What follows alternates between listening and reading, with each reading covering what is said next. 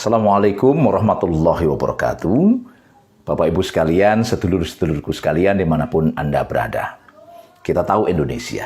Ya, Indonesia adalah negara yang kaya akan sumber daya alam. Luar biasa.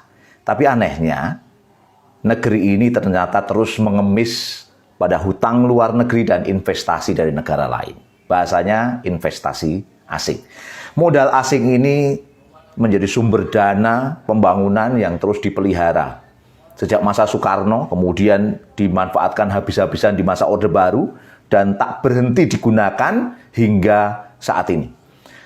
Kita tahu posisi utang luar negeri Indonesia per Agustus 2020 tercatat 413,4 miliar US dollar, atau itu setara dengan 6.076,9 triliun rupiah. Angka yang sangat-sangat besar sekali. Dan ini akan diwariskan terus pada generasi-generasi berikutnya.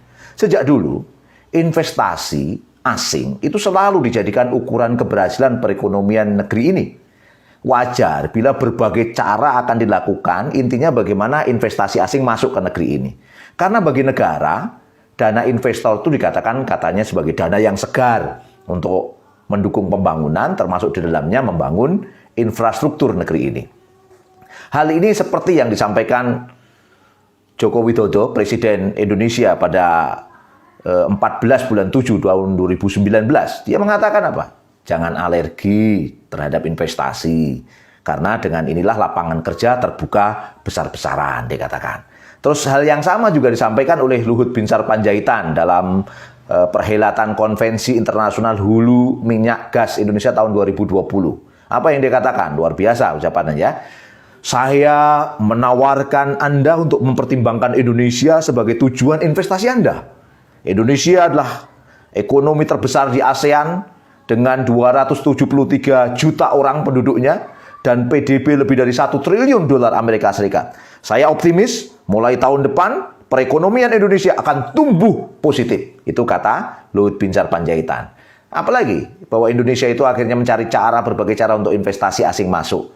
Kita tahu Undang-Undang Omnibus Law kemarin untuk menciptakan investasi, karpet merah untuk investasi sudah ditetapkan, sudah goal dengan segala intriknya. Undang-Undang nomor 11 tahun 2020 ditindaklanjuti dengan peraturan pemerintah nomor 73, nomor 74 tahun 2020 tentang lembaga pengelola investasi atau ya terkenal dengan nama Sovereign Wealth Fund. Intinya apa? Ya ini untuk memperkuat arus investasi di Indonesia, khususnya dari investor asing untuk membangun, termasuk untuk proyek-proyek infrastruktur yang ada di Indonesia. Oke, pertanyaannya adalah begini. Apakah investasi asing ini baik untuk Indonesia? Apakah investasi asing ini tak lepas dari upaya cengkeraman asing pada negeri ini? Ini pertanyaan menggelitik harus kita jawab. Oke, pertama, investasi asing itu jalan penjajahan ekonomi. Abdurrahman Al-Maliki dalam kitabnya Siyasah Iqtisadiyah fil Islam mengemukakan, sesungguhnya pendanaan proyek-proyek dengan mengundang investasi asing adalah cara yang paling berbahaya terhadap eksistensi negeri-negeri Islam. Tentunya negeri ini juga. Investasi asing bisa membuat umat menderita akibat bencana yang ditimbulkannya, juga merupakan jalan untuk menjajah suatu negara, termasuk menjajah negeri ini tentunya. Oke, kita tahu pada saat kekayaan negeri ini sudah dikuasai penanaman modal asing, maka ekonomi kita secara keseluruhan dari hulu sampai hilirnya adalah ekonomi bangsa lain. Ekonomi yang kita hitung tiada lain lah ekonomi bangsa lain sebenarnya. Sehingga kalau kita ngomongin hitung-hitungan produk domestik bruto, kalau penanaman modal asing begitu banyaknya, maka PDB itu sejatinya hanya menghitung produksi dari orang-orang asing yang beroperasi di negeri ini. Sehingga itu tidak menyebabkan produksi dari bangsa kita sendiri. Pemerataannya bagaimana? Mereka lah yang dapat untung besar. Oke, saya ingin menyampaikan, mungkin kita digaji, mungkin kita dijadikan pekerja, tapi pekerja dengan upah murah. Dan itu pun tidak lebih dari 15% dari total keuntungan mereka. Selebihnya keuntungan untuk siapa? Untuk mereka. Inilah penjajahan ekonomi. Bahaya yang kedua adalah bahaya ideologi. Secara ideologis, haluan ekonomi, politik negeri ini sudah digadaikan. Mengikuti haluan ekonomi, politik yang mengabdi pada kepentingan bangsa lain, baik barat maupun timur, kapitalisme barat maupun kapitalisme timur, Amerika, Jepang, Eropa maupun Cina. Inilah ideologi kapitalisme. Bahayanya di sini, haluan ekonomi politik kita mengarah pada kapitalisme. Salamuddin Daeng, peneliti Indonesia for Global Justice, mengemukakan pandangannya bahwa kita bernegara, kita berkonstitusi, ternyata hanya untuk menyediakan suatu ruang, bahkan dalam bentuk yang paling asli, kita menyediakan tanah, gedung, jalan, infrastruktur, dan segala macamnya yang ada di negeri ini, ternyata semata-mata untuk memfasilitasi bangsa lain mengeruk kekayaan yang ada di negeri ini. Na'udzubillahi min dzalik. Tambah lagi, James Petrus itu pernah mengkritis dengan jelas bahwa investasi asing itu mitos. Dia menyebutkan ada 6 mitos investasi asing itu. Mungkin lain kesempatan kita bisa obrolkan. Oke, akhirnya apa? Rezim negeri ini otomatis dari 2 tadi itu mabuk ideologi kapitalisme. Mereka linglung, fly, tidak sadar diri, ya. Pakai kacamata kuda kapitalisme, tidak lihat ada alternatif lain, dia hanya melihat alternatif satu saja, kapitalisme. Dan dia dipecut oleh kusir dari belakang, itu saja yang dilakukan, nggak ada alternatif lain. Naudzubillahi min dzalik. Ideologi kapitalisme liberal inilah ancaman nyata negeri ini. Ancaman nyata negeri ini. Bahkan sudah sampai mengganggu akal para pemimpin negeri ini sejak kemerdekaan hingga saat ini. Inilah yang saya katakan sebagai mabuk, udah hilang akal, linglung, fly, tidak sadarkan diri bahwa ini adalah penjajahan.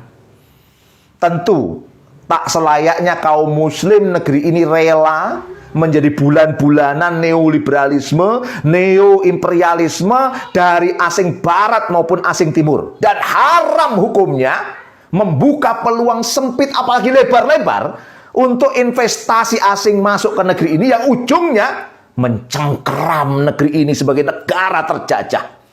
Allah Subhanahu wa taala berfirman, A'udzu billahi minasy syaithanir rajim.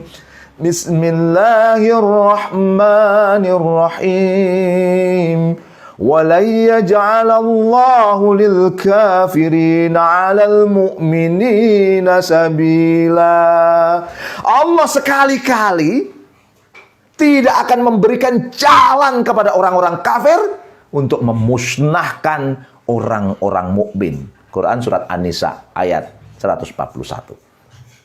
Tapi anehnya, rezim negeri ini tidak sadar tentang itu. Dan malah rezim negeri ini dan para pendukungnya sibuk dengan isu radikalisme. Sampai boleh saya mengatakan sampai level mabuk. Contoh, keluar Perpres nomor 7 tahun 2021 tentang rencana aksi nasional. Luar biasa, aksi nasional itu untuk pencegahan dan penanggulangan ekstremisme berbasis kekerasan yang mengarah pada terorisme. Ekstremisme yang dimaksudkan di sana apa? Ya radikalisme. Dan kita tahu nanti ke sana. Dan yang ngeri apa? Ini ancaman pecah belah bangsa, pecah belah rakyat. Di mana dalam Perpres itu diungkapkan bahwa masyarakat, rakyat bisa menjadi polisi masyarakat, bisa mempolisikan pihak lain yang dianggap memiliki pemikiran-pemikiran ekstremisme. Ya Allah, na'udzubillahi min dzalik. Ternyata apa? Mabuk isu radikalisme ini sebenarnya remote dari barat. Sekali lagi remote dari barat. Remote dari barat. Dari mana saya tahu?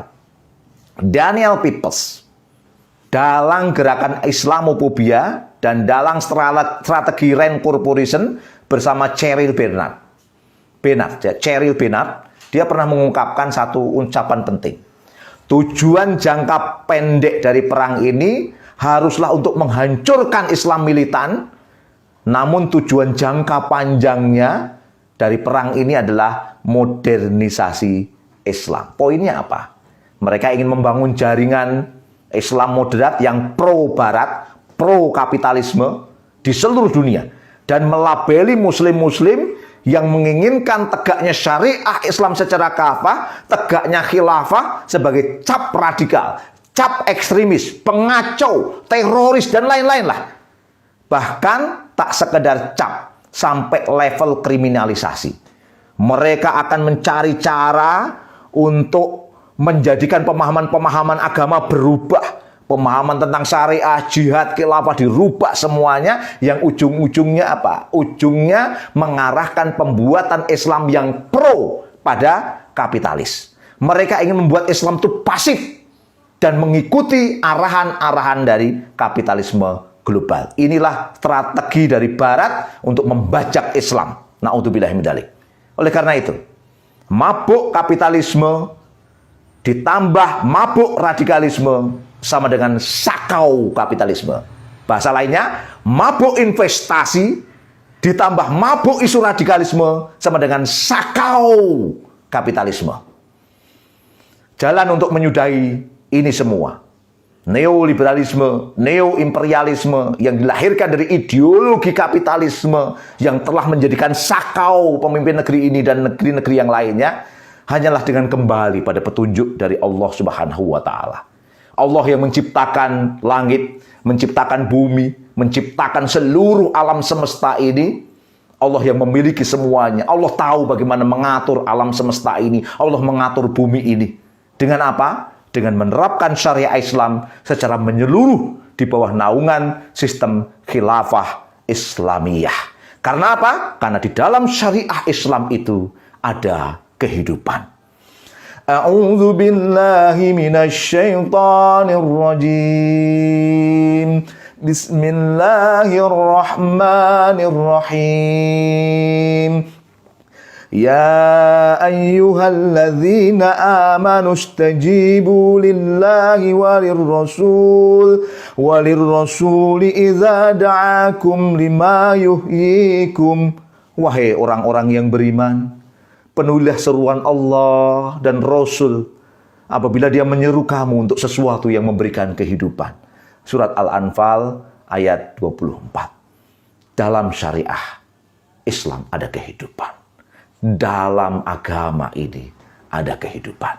Oleh karena itu, pertama, sistem Islam akan menjalankan perekonomian secara mandiri, sesuai Islam. Mengoptimalkan pemanfaatan sumber daya alam dan manusia negeri ini, menghindari semua investasi-investasi asing yang akan mencengkeram penjajahan negeri ini, yang akan menjajah negeri ini. Dua, Islam akan mengelola sistem keuangan berbasiskan syariah. Akan diperoleh pemasukan rutin yang besar untuk APBN negara ini, berasal dari FAI, Qorot, pos-pos kepemilikan umum, dan pos zakat dan pos yang lainnya. Tiga, mengatur aspek kepemilikan. Aspek kepemilikan yang sangat besar yang akan digunakan untuk menutupi berbagai kebutuhan-kebutuhan rakyat, salah satunya adalah harta milik umum atau kepemilikan umum yang ada di dalamnya tentang tambang, gas, minyak, dan lain sebagainya yang jumlahnya berlimpah, yang selama ini jadi investasi, sasaran investasi asing, itu akan menjadi milik umum untuk memakmurkan rakyat Indonesia muslim maupun non-muslim. Dan yang keempat, sistem mata uang akan berbasiskan emas dan perak dan menghindari semua dolar. Kita akan lakukan dedolarisasi agar apa? Agar dolar tidak menjajah negeri ini dan kita bisa membangun sistem uang yang berbasiskan emas perak, sistem uang yang stabil. Tentu semua tadi hanya bisa terlaksana jika elit politiknya punya kemauan yang kuat untuk mengelola sumber daya alam ini secara mandiri, tidak bermental terjajah, kuat, tegar, berani untuk melawan kapitalisme, dan disitulah khilafah hadir sebagai solusi membangun mental pemenang dan menjadikan Indonesia dan negeri-negeri muslim lainnya sebagai adidaya. Sampai jumpa. Assalamualaikum warahmatullahi wabarakatuh.